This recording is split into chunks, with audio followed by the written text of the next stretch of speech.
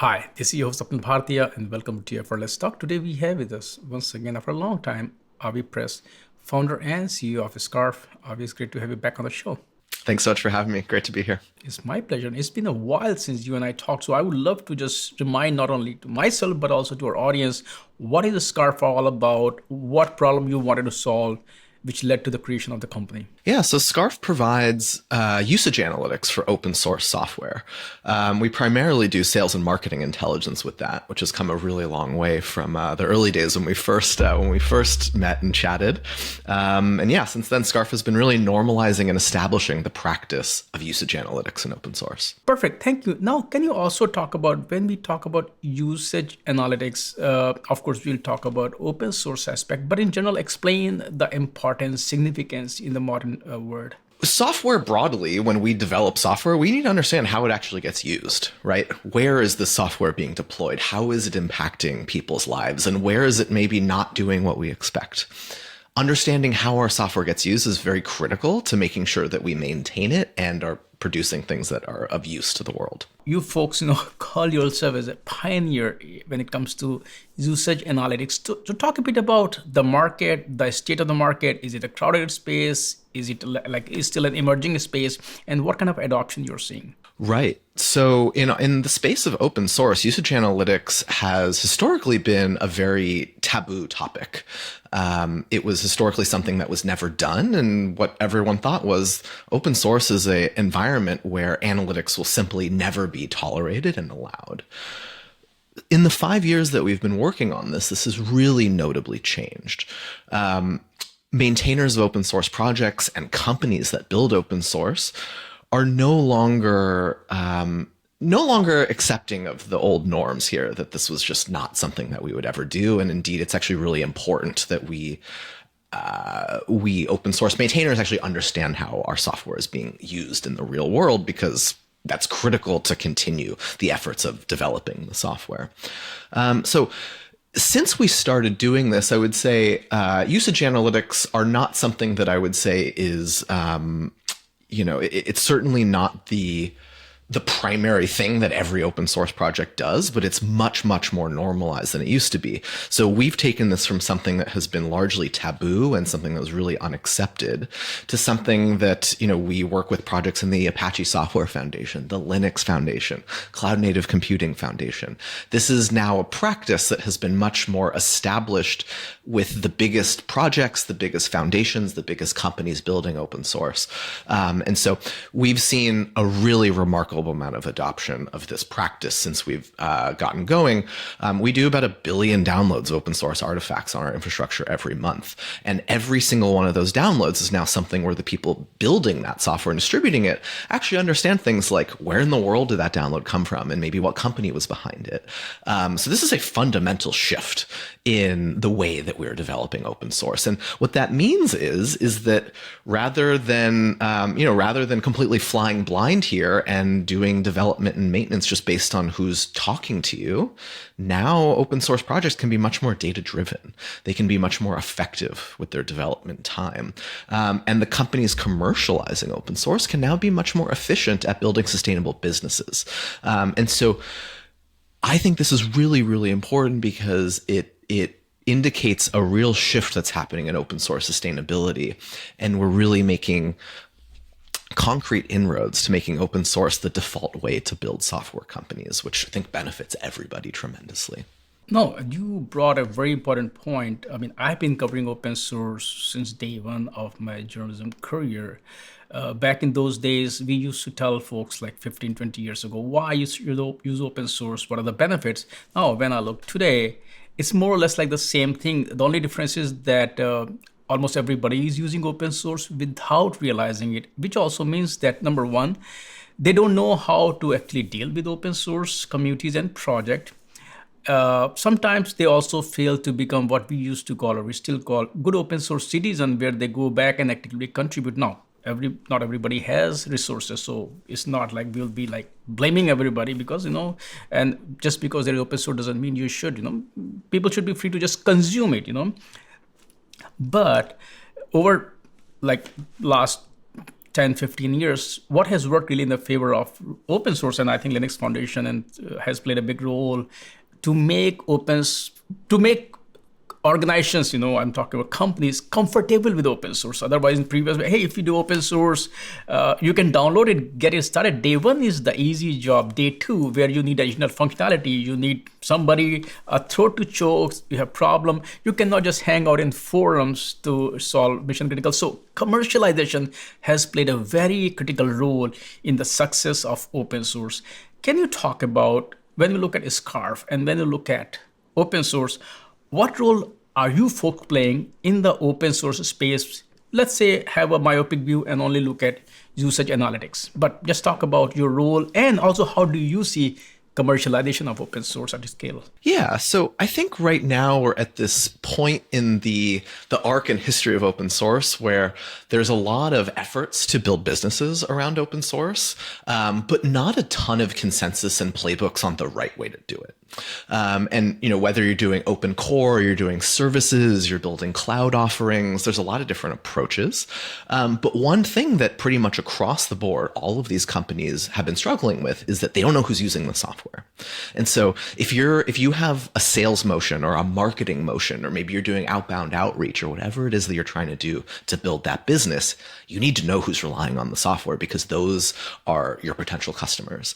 And so the other trend that we are seeing a lot of, and I'm sure you've done a good amount of reporting on this kind of thing, is that we see companies that shift their licenses to try to clamp down on the rights of the users that are using the software in efforts to try to have more leverage to charge them for, whether it's for, building competing products or whether it's for just using the software, hosting it in general. And so we at Scarf look at usage analytics as a very core necessity for any kind of healthy commercialization of open source. Whatever kind of strategy you're going for, you need to know who the users are. You need to understand the usage patterns of your software, and then you can go build your business. And so it's really critical that we systemically enable commercialization of open source, be explicit about it, be encouraging and embracing of it. And then we're going to see a lot less companies try to ditch their open source licenses because they have no other way to keep hitting their growth targets or to keep their lights on. If we want to see less companies abandon open source strategies, then we need to make the open source strategy something that works better and has fewer deep rooted challenges to building these businesses. And having no visibility into the usage of your software for a long time has been a very difficult challenge to work around.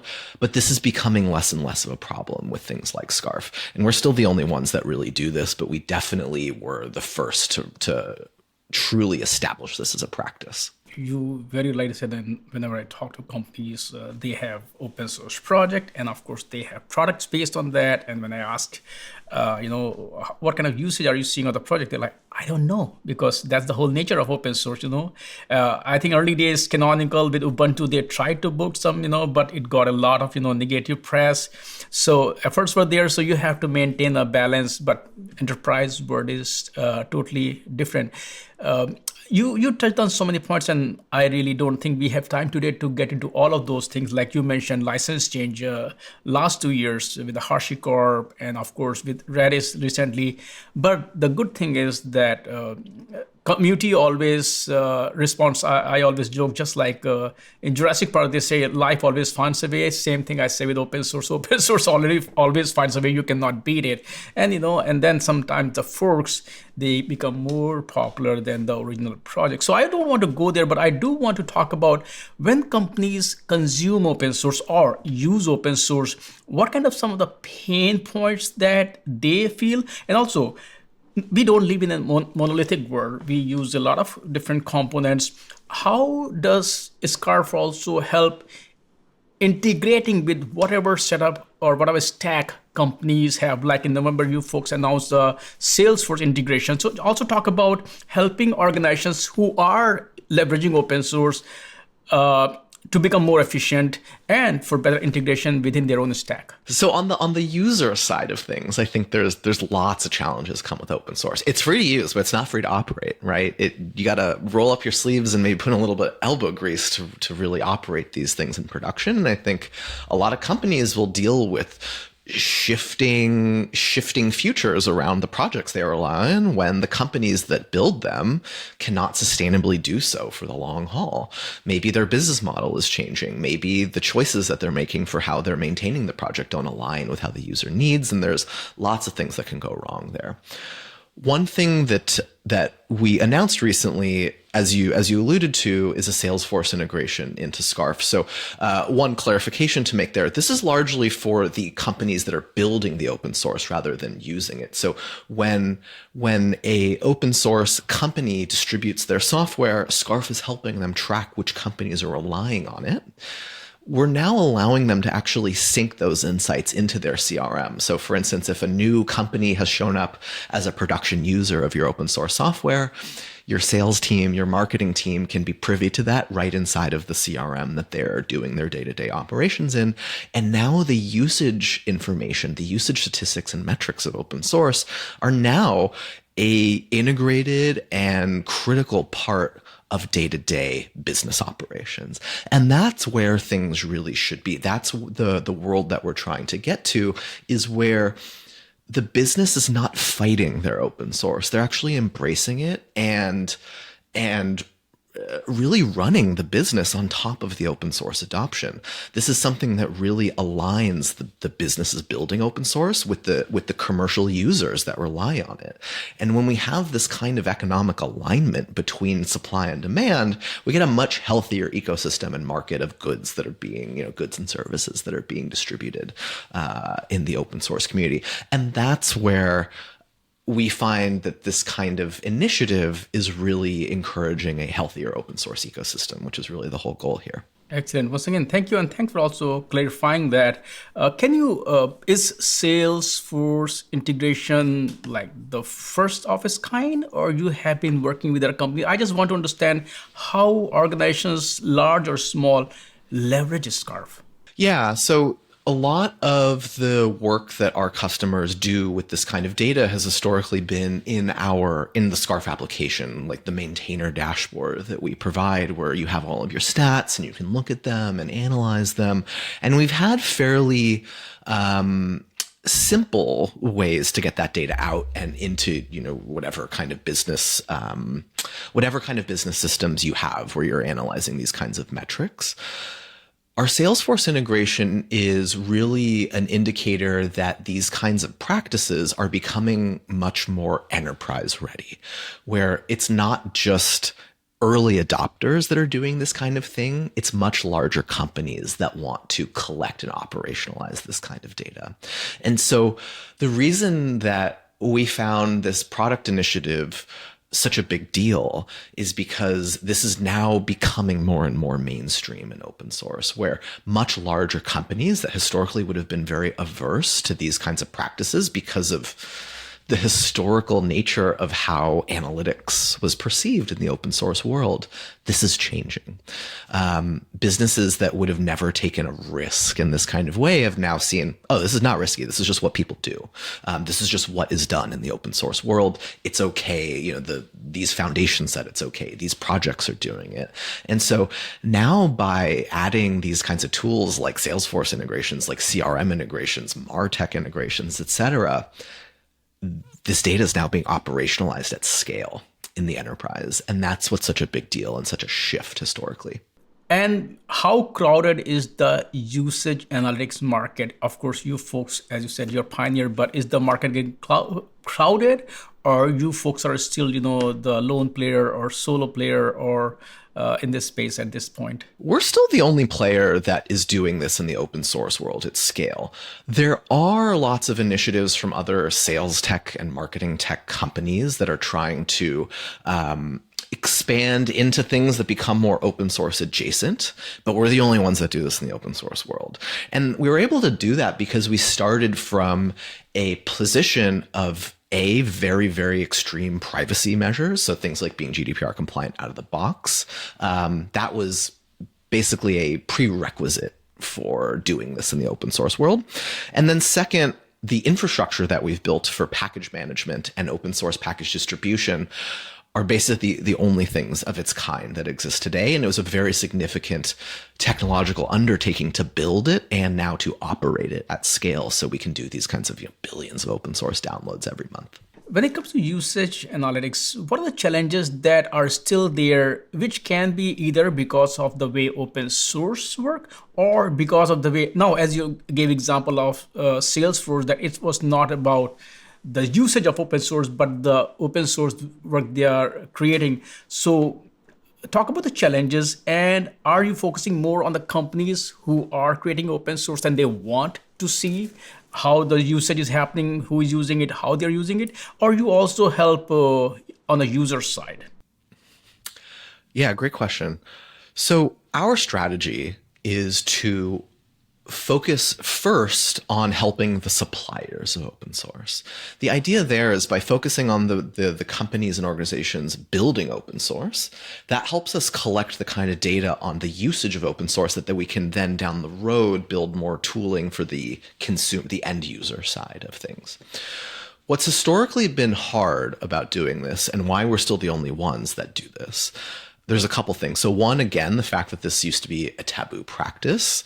We were the only ones that kind of were, I would say, bold enough to try doing this anyway and bring it to market, despite a lot of people who were, quite frankly, wanting it to fail and not wanting to see this change happen in the open source space. Now that we have done this for long enough, there was a lot of work to get all the foundations on board. So getting agreements in place with the foundations, going through all the privacy and security reviews and compliance reviews and legal. It was a lot of work to get these kinds of agreements in place. So we had the sign off and the green light to go do this with the biggest projects out there.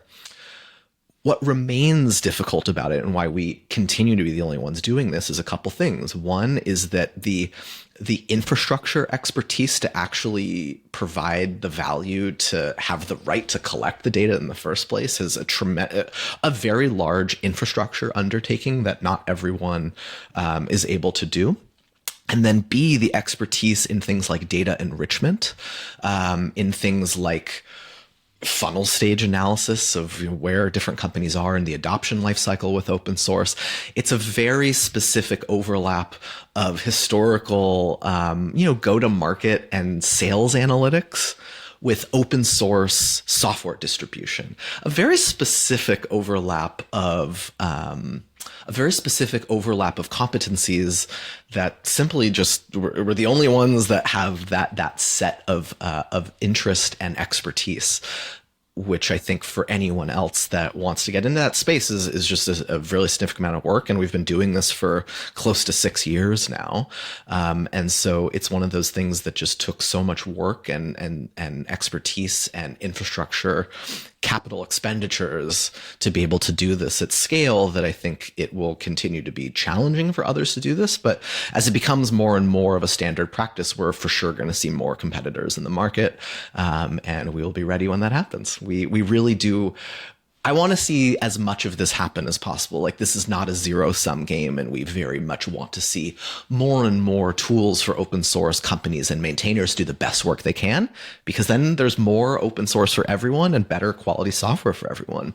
Not a zero-sum game by any stretch, and we welcome more people to step in. Now, of course, we talk about the whole, open source, higher level discussion, why companies should do open source benefit. Now, let's go back to a Scarf and talk about, from the technical point of view, first of all, what kind of usage do you folks track? A few different things. So we try to track the entire life cycle of open source adoption. So it starts with someone discovers a new project, right? Maybe they land on the documentation and read about it. We offer cookieless tracking pixels that can go into your open source documentation and give you data on how your docs are being used anywhere on the internet, not just on your website. This is a fundamentally more powerful way to do usage or to do web analytics. The most novel piece of software that we've developed, which is itself open source, is called Scarf Gateway. You can think of it as one universal endpoint that can direct your users to fetch any of your artifacts for download. So think of it like a link shortener, like a Bitly or these types of tools, but you can Docker pull through it. You can pip install through it. You can curl a binary through it. And so Scarf Gateway gives you one central access point to all of your open source artifacts, no matter where they're hosted. And when that traffic comes through our gateway, we then do lots of analysis on that traffic to then give you, the open source maintainer, the Scarf customer, all of the visibility into those downloads that we can possibly give you. Finally, then, if you want to actually send telemetry to us about, maybe you want to know how certain methods are being invoked, or you want to know if there's things crashing or these types of things, you can send that event data to our gateway as well. And so our gateway is actually sitting in front of the tracking pixels. It's sitting in front of all of your artifacts that get downloaded. And then it acts as a event collector if you want to send data to us as well. And so from initial interest phase to end user starting to prototype, to them deploying something to production, Scarf is able to see that entire life cycle and map it out for you to show, here's what the companies are doing, here's what stages they're at, here's where they're getting stuck, here's where your commercial opportunities lie. And that engine behind it that's processing all of that information, doing the enrichment on it, that's some of the more special sauce to how Scarf takes this raw and noisy data and turns it into insights that these businesses can really operationalize. And that's where things like the Salesforce plugins come in, where, okay, you've got the insights, now what do we do with it? How do we actually leverage that? How do we make money with that? Are you leveraging any external open source technologies? And at the same time, are you also releasing any of your own components into open source? Our general strategy is we try to open source everything that we can, but we open source things very intentionally. So for instance, the gateway that we talked about, Scarf Gateway, is itself an open source component. So anyone can self-host Scarf Gateway, put all their artifacts behind it, distribute them. But the analytics engine behind that is something that we keep proprietary, because that's the core to our business. And the main reason to use something like that would be to compete with us. And we largely want to keep our competitive advantage where we can. We also open source things like our SDKs. So we have a JavaScript library called Scarf.js at /scarf on NPM. It's downloaded, last time I checked, over 1.5 million times every week. And that's a way where you can easily add Scarf analytics to your NPM library just by adding as a dependency. That's fully open source. We also open source a lot of the individual tools that we build. So we open source a lot of Haskell libraries because all of our backend is built in Haskell. So we also use that kind of open source. So we use tons of open source libraries at Scarf. We contribute back to projects like test containers, core Haskell libraries, lots of Docker clients, etc. We contribute lots of things back upstream. We maintain lots of our own open source, and the core technology that we have built with Scarf Gateway is also fully open source, Apache 2.0 licensed. One more thing I want to ask you is that these days, one of the hottest topic, it depends how people see it, as a hype or reality, AI, Gen AI. AI, the fact is we have been using it for decades. Gen AI, especially with OpenAI, ChatGPT, it has kind of rekindled people's interest in AI again. And when it comes to things like usage analytics, AI can or does play a big role. Are you folks tapping into AI, Gen AI also for Scarf? Great question. A few points that I can make here. So one is that Gen AI companies, open source Gen AI companies, are one of our big, fastest growing verticals of customers that we work with. And so increasingly, a lot of the AI technology that's being built open source wants to track how that stuff gets used, because there's a lot of commercial opportunities here. And they're not going to want to keep doing that open source if it nerfs their business potential. And so again, the sustainability aspects around open source are being really accelerated with the rise of AI. As far as how we are leveraging AI tech at Scarf, there's a variety of things that we are doing with AI today, from how we are generating things like marketing campaigns and being able to write better and better content and documentation for our users. But also one thing that we're really excited about as the processor of a tremendous amount of data, the way that we take raw data and turn that into insights. So things like anomaly detection, things like, okay, what do I do with this? Please summarize what's happened this week. There's a lot of low hanging fruit for how Scarf is taking AI techniques and helping companies better analyze and leverage this kind of data at scale. Yeah, LLMs and AI techniques are exceptionally good at pulling out these kinds of insights out of high volumes of data and making them more digestible and making them more operationalizable. And so there's not a whole lot that I can concretely announce just yet. So we can certainly have a time to revisit some of these things when we have more public announcements to make. But there's a lot that we are cooking up to really help customers leverage this data as effectively as possible. Perfect. Thank you. And are there also kind of use cases, or of course, as you said, this is kind of emerging space where companies are not leveraging usage analytics or techniques like that Scarf has built, and you're like, hey, they should be doing it. So can you also kind of build a case why they should do? Of course. The main thing that I would say here is if you're looking to optimize anything or do anything well, you can't optimize what you're not measuring. So for any folks with, for instance, go-to-market teams around an open source project, for those that are doing developer relations around an open source project, if you're doing marketing around an open source project, basically all of these teams are, what we see when they come to us is that they're just flying completely blind without any of this kind of usage information. And a lot of the activities that we see these teams doing, they just have no idea what the ROI is. And you have big companies that don't really know what the ROI of why are we even doing this open source stuff? This is so much extra work. We're making life so much harder for ourselves. Why are we doing this? For any teams that are having these kinds of thoughts, it's really a quite simple solution. You need to start tracking these things so you can see how your efforts actually optimize what you're trying to do. Are you getting an ROI on these activities? You can't optimize what you're not measuring. And now, finally, after decades in the open source space, you can start to track this stuff. And it's increasingly negligent not to. Avi, thank you so much for joining me today. And of course, not only talk about Scarf, but also the whole, usage analytics market space, why there is a need and why organizations should embrace these practices. Thank you so much for sharing these insights. And I would love to have you back on the show. But I really appreciate your time today. Thank you. Thanks so much. It was a pleasure to be back. Great conversation. And looking forward to the next time.